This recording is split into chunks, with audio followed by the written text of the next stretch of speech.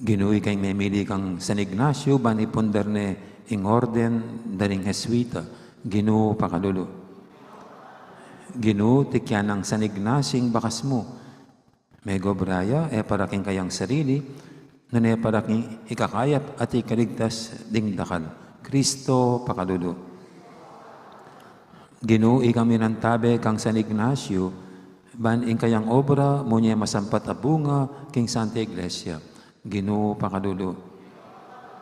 Ing Diyos sa maipay tutu, pakadalwa na katamo, at king pangapataw, daling kasalanan tamo. Dala na katangan sana, king bie alangangga. Manalangin tamo. Oy paming mayupaya, pigkalod making kekang Santa Iglesia, San Ignacio ning Loyola, king lalo ng ikaligaya ning kekang Lagyo. Atok yan misana, ing kaya nga limbawa ketiking yato. At mirakayana na keman sana, king corona, ning biya karimbanwa. Iti yaduan mi, king kapamiratan ng ginuming Yesu Kristo ng anak mo, amabibi at magari kambe mo, at ing banal Espiritu, metong mo king panga Diyos, manggaman, king alangangga.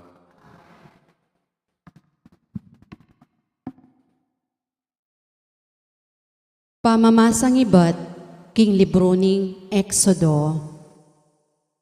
Kinulda siya at meko kimbundok i Moises. Darala na la ring aduang tapyas a bato.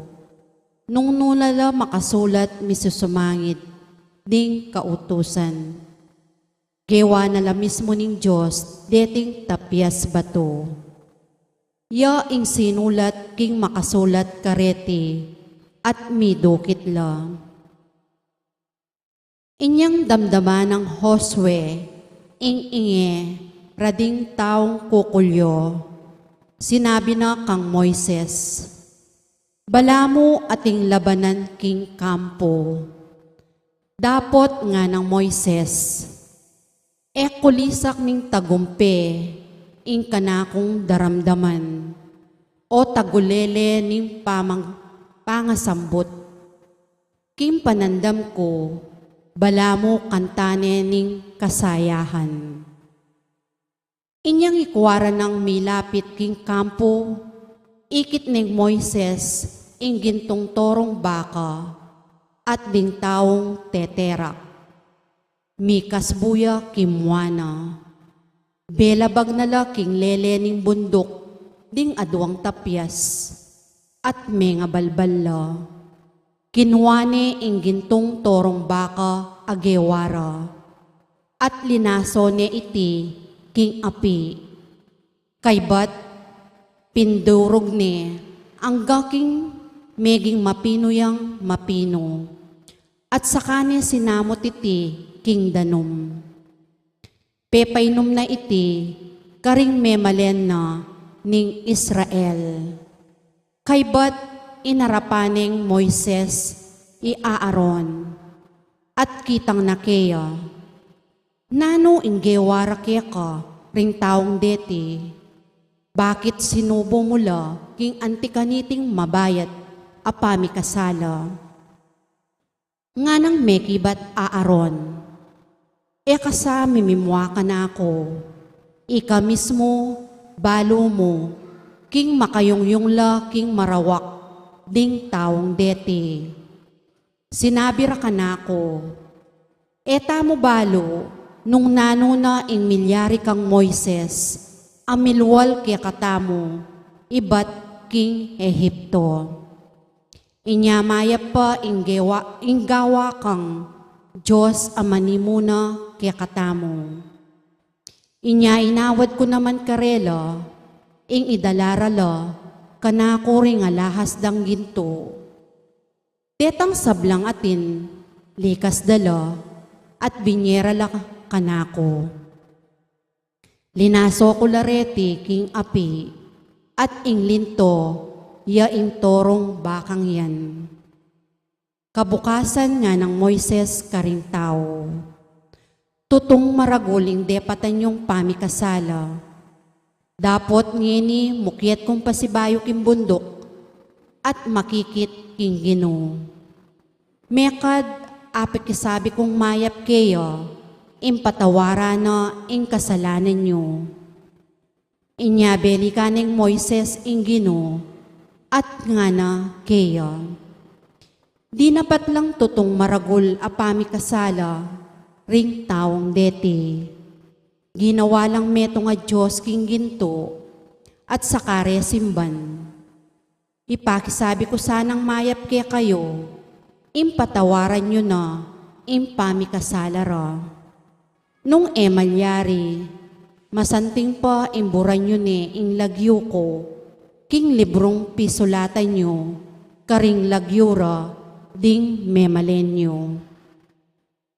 Dapot nga nang mekipat ning Ginoo, dimburan kong lagyo king libro ko, ila ring taong mi kasala kanako. Sulong, magbalik na ka, at panimunan mo na la rin taong papunta, ketang lugal as sinabi ko keka. Tandanan mo, ing hangel ko, yaing mantabe ke kayo. Dapot king aldo aburiko, buriko lang parusan ko la, uli na ning depat dang kasalanan. Amano ning Ginoo.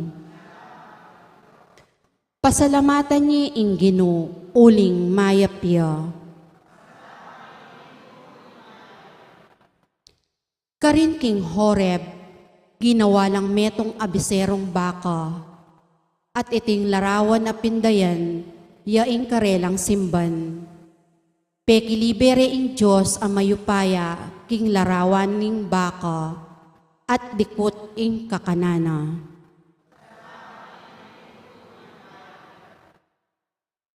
Keling wande ing Diyos amigligtas karela, kapamilatan ding mayupaya ng dapat karing Ehipto.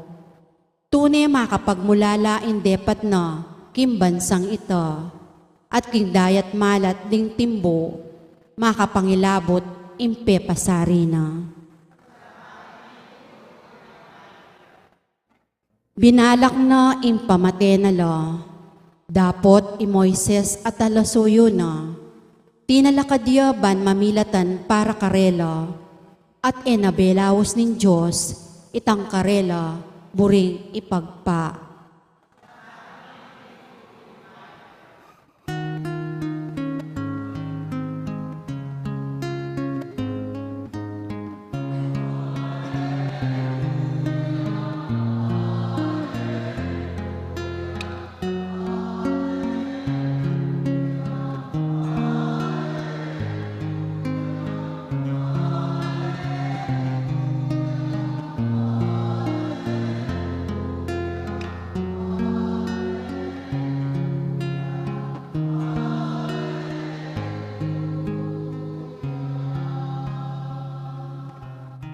Mata ko kay kalang ibuklat, ban kakulang akit, ding makapagmulala ng katutuan, ning kekang kautusan.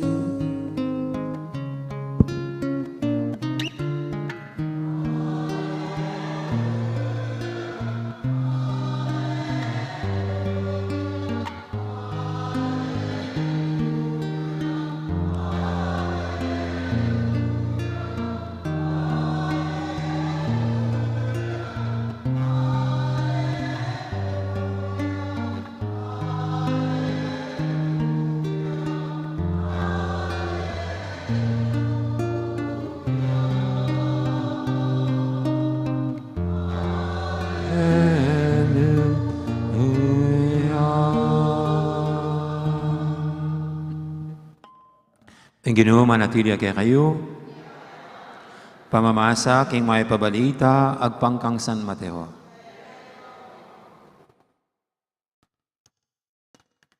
Aliwanin naman ing talimhagang salita ng Jesus karela, nga na, ing kayarianan ng Diyos, kawangis na ning metong abuto la mustasang delanan ning metong atao, at tenam na king kayang mulahan.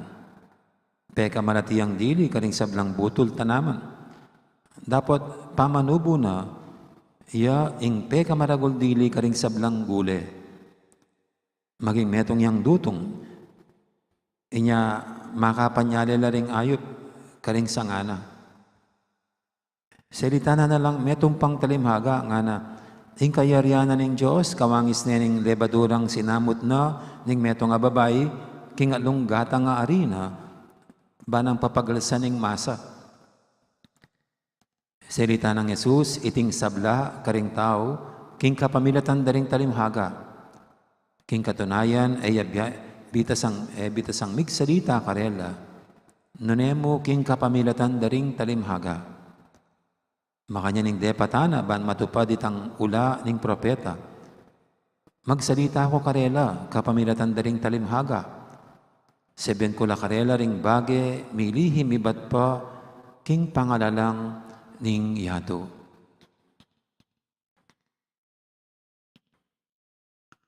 Ing mayab ng balita ni kakatamong kaligtasan.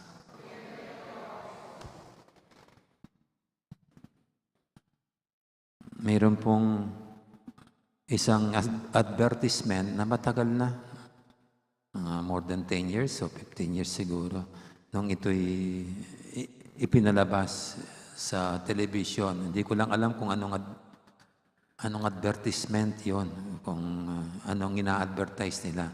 Pero ganito po yung eksena. Mga batang naglalaro, nagpapasa ng parang bola. Nung yung bolang kanilang hinahagis-hagis sa isa't isa, ay napadpad sa isang bahay at nakabasag ng salamin, nabasag yung salamin ng bintana ng isang bahay. At nung mangyari nga po yon, yung mga naglalarong bata, ay biglang nagtakbuhan para magtago. Siyempre, meron silang nagawang kasalanan doon sa may bahay. Pero isang bata ang natira. At siyang lumapit doon sa bahay na tinamaan ng kanilang bola. Alam ko, nagbaser yata. Tapos lumabas ang may-ari. At yung bata nakaganyan. Sa harapan ng may bahay. At natatandaan ko, sabi lang ng bata, sorry po. Kasi nga, nabasa ko nga, sorry po. Napakagandang advertisement. Napakasimple. Pero doon sa advertisement, na ipinakita kung sino yung tunay na lalaki o sino yung tunay na tao. Kung sinong may magandang karakter at ugali sa mga bata. At yun ay yung batang sa harapan ng parang naging kasalanan nila, siyang nanindigan, umako sa kasalanan. At buong tapang humarap dun sa parang silang biktima ng kanilang kasalanan, nagawang kasalanan. Kuminsan po ayaw natin ng mga ganyang nangyayari. Yan ay mga krisis. Yan mga biglang nangyayari sa buhay natin. Pero sa panahon ng mga krisis, sa panahon ng mga nabibigla tayo sa mga nangyayari sa buhay natin, yan ang mga pagkakataon na lumalabas ang tunay na tayo. Kung anong klaseng tao tayo. Our real character, ang tunay nating ugali. Halimbawa yun, mga bata, nakita yung tunay na matapang. Yung maninindigan sa kanyang kamalian.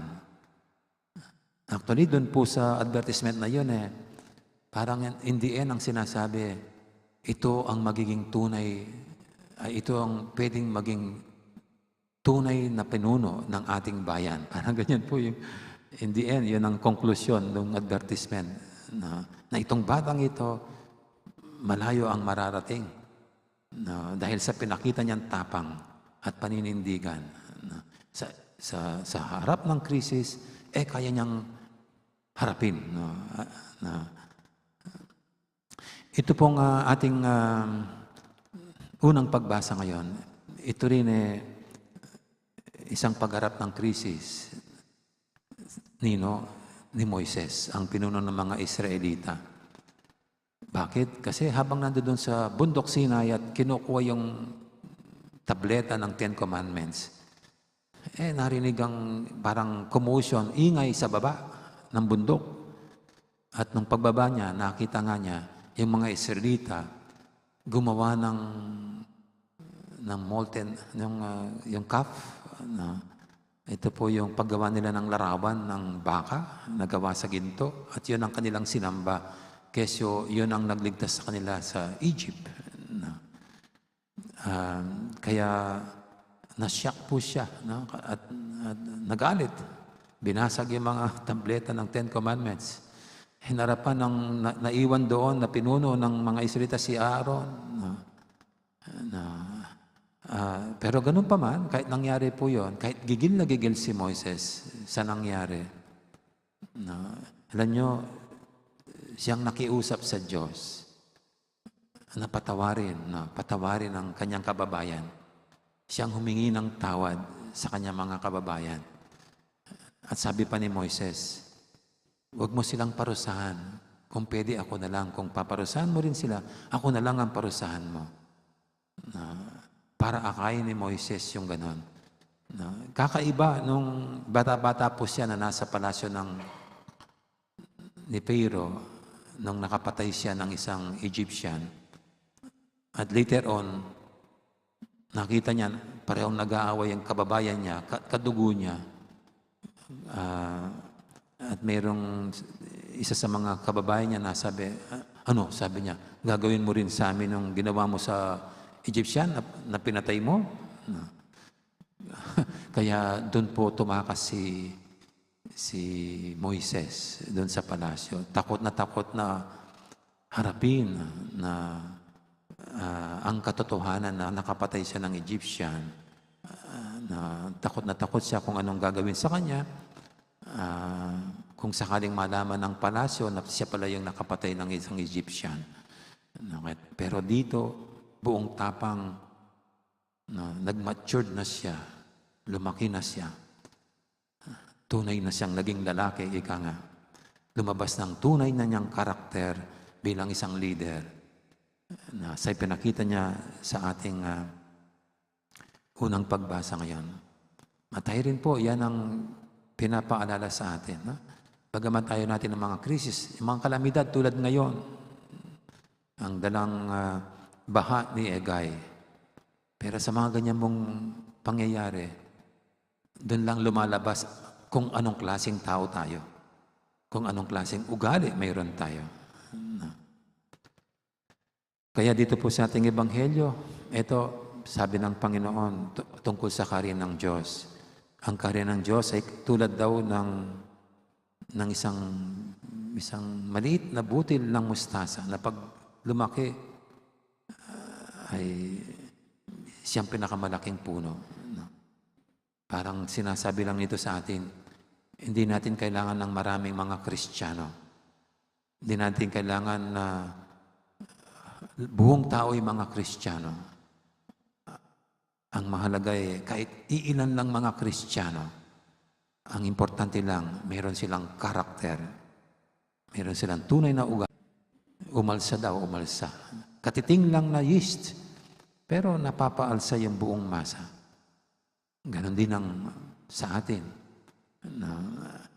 Hindi kailangan marami tayo mga Kristiyano. Ang kailangan lang, you have the real characters.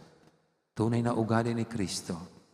And we can influence many dahil dito.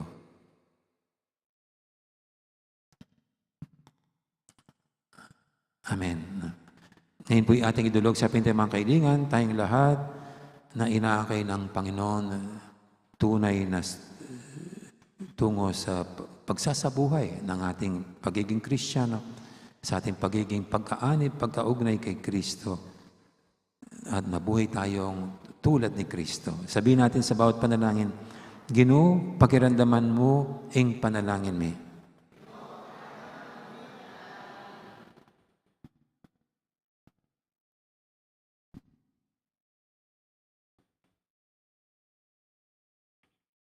Ing espiritu ning kabyasnan, patnubayane sana ing kayakatang pakamala na Papa, ring kayakatang obispo at pari, at ding sablang talatuki ng Kristo, ipanalangin taking Ginoo. Ing espiritu ning lugod, pisan meto ngano sa king kapayapan at king pamangalang, king metong at metong ding sablang tao ketiking yato, ipanalangin taking Ginoo. Ing espiritu ning pamamatula, lunusano sa ing kapagsupukan ding kalulo, ding masakit, at ding sablang daralan kasakitan, ipanalangin taking Ginoo. Ing espiritu ni sikanan, di na nakatasa ng tetagan, manatili king pamanyapat mayap, king pamaglugod, at pamagtiwala, king Diyos, at karing paratang tao, at gawa nakatasa ng matampang talapatuto ng Kristo, ipanalangin taking Ginoo. Ngini aduan tamo ing sarilitang kapagnasan.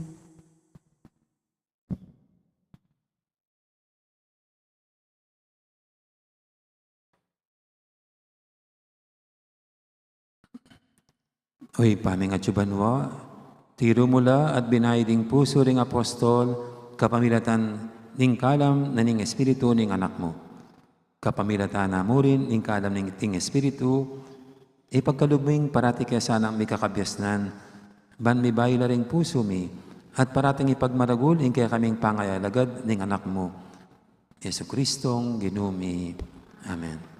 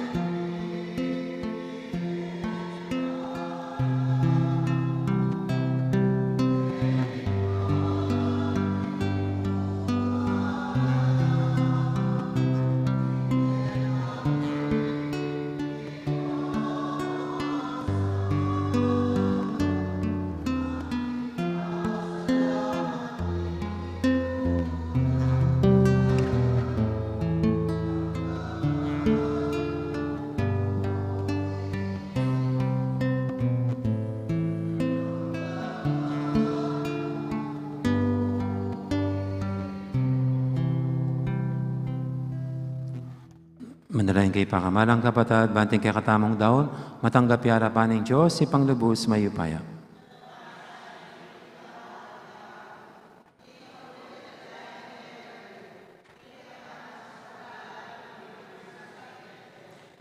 Oy, pamimig na lang, ikatula mo sa narating ayin, ayam pang mikeka, kaniting kapag masusyan na parangal kang San Ignacio. Tunay mo kesan ang papagbanalan, kapamilatan iting Eucharistia, ay pagkalub mo kaya kami, anting pagmulaning sablang kabanalan. Tiyadam ni king kapamilatan ang Kristong ginumi, ang ginuma manatili kay kayo, yat na yorem puso yo. Pasalamatan tayong Ginoo a Diyos tamo. Tunay pin, karapat dapat at matuli ding pasalamatan da kang paratit numang kanino ipa, Diyos king alangang galubos may upaya. Ibabay may Santa Iglesia king balang panahon, kapamilatan ng pamipalto mong lalaki at babayang makapasubali king kabanalan. Babya patuto king kaya kang alang kupas alugod. Agyaganda kami kapamilatan ng berang bayani at sa sopan kapamilatan ding alang likat dang panalangin. Ban maging mabiyag tanda ng magigtas mong upaya. Tulinita kaberi sa Blancoro ring anghel karing banwa, daralit ming kekang ligaya lantok ng ngaming babye, kapurian kekang. Banal, banal, banaling Ginoo, Diyos sa mayupaya. Hosana king kakatas-katasan.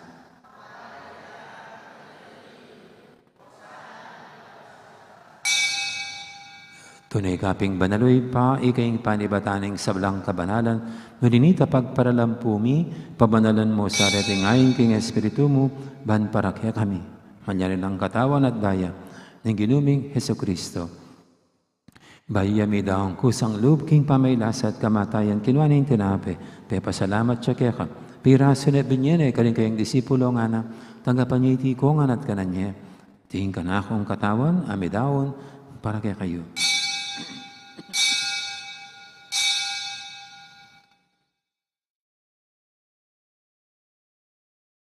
Makanya mo naman kibaning apunan, kinuaning kalis, pasibayang pepasalamat kaya ka. At binyining kalis, kaling kayang disipulo nga natanggapan niyo iti kongan, minum ko kaniti. Iti yung kalis ning kanakong daya, ing daya ning bay talang hanggang tipan. Ami bubu para kaya kahit para karisablang tao, banket ami patawaran na rin kasalanan. Dapta niyo iti bilang kapigaganakan kanako.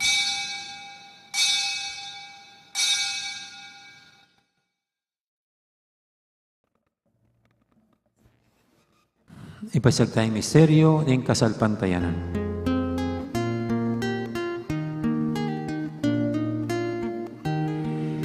Cristo Requiem.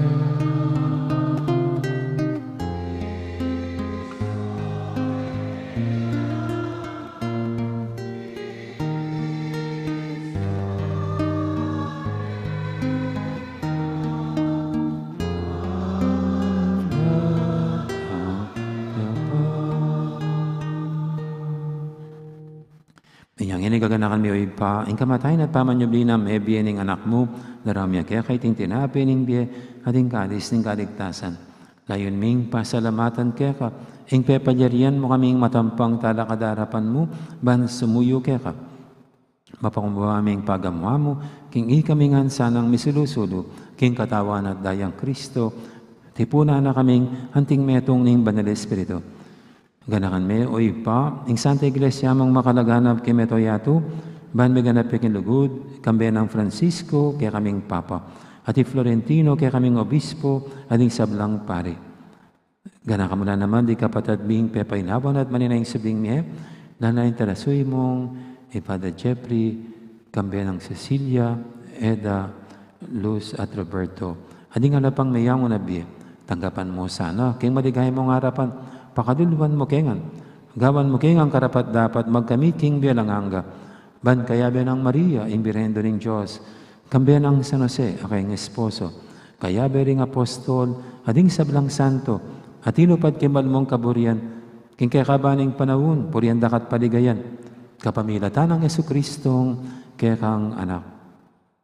King kapamilatan ng Kristo, kamben at kaya ipang mayupayang tutu, kaguming Banal Espiritu, pupurian dakat parangalan, manggaman king alanganga.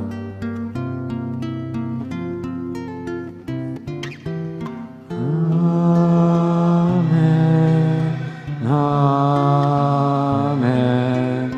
Amen.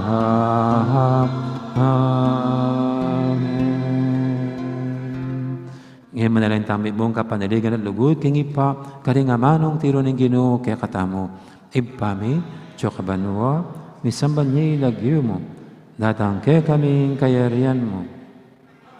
Ang loob mo, kaya tisulip, antibanua, ing kakanan ni King Aldo, ibiyay mo kaya kami, King Aldo ang eni.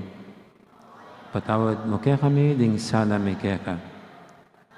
Pamamatawad ni karimi kasala kaya kami. Ikabos mo kami, kisablang marok.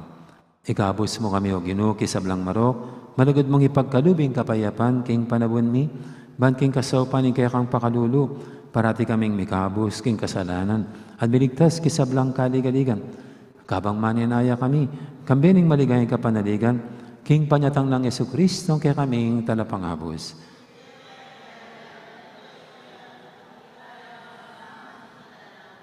O Ginoong Yesu Kristo, sinabi ka rin kaya kang apostol, ing kapayapan lalakwang ko kaya kayo, ing kapayapan ko babiyag ko kaya kayo.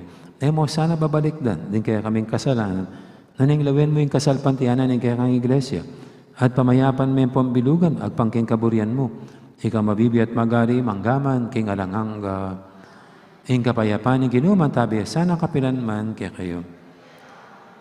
Tipo, may kakapatid, masyatang yung pupugayang kapayapan. Kapayapan, kaya kaingan, kapayapan. Minalako, king kasalanan ng iyato, pakaduluan mo kami, Kordero ng Diyos.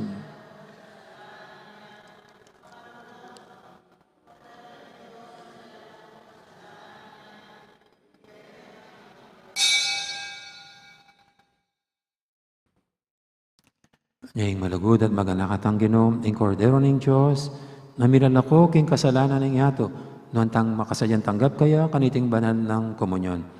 Ginuig matampang tanggap kaya ka, dapat siya kasme nga mana mo, kumayag.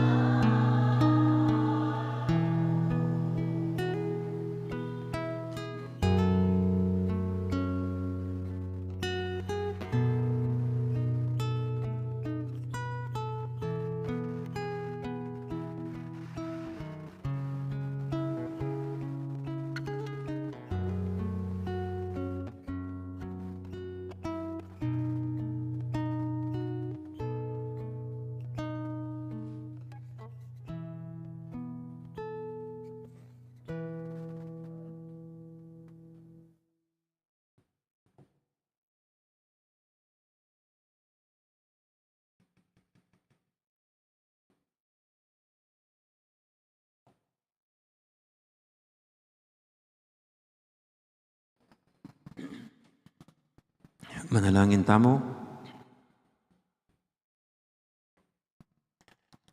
Oy, paming malugod, mananasanang ing sakripisyo ning kapasalamatan, dinawmi kaniting kapiesta ng San Ignacio, tayrana kami kingalanganggang kapuryan ning kekang ligaya. Tiyadon mi king kapamilatan ng Kristong ginumi, ing ginuma natilya kay kayo, bendisyonan ako nga ng Diyos sa may paintutu, ing ipa, amponing anak, amponing banal Espiritu, mayari ning kakatang kapag masusya, no may tanang ini, luguran tayong Diyos sa ating kaparatamong tao. Salamat, King Diyos. Dakat po salamat. At maya po sa gandang araw, maganda pong maraming salamat sa lahat.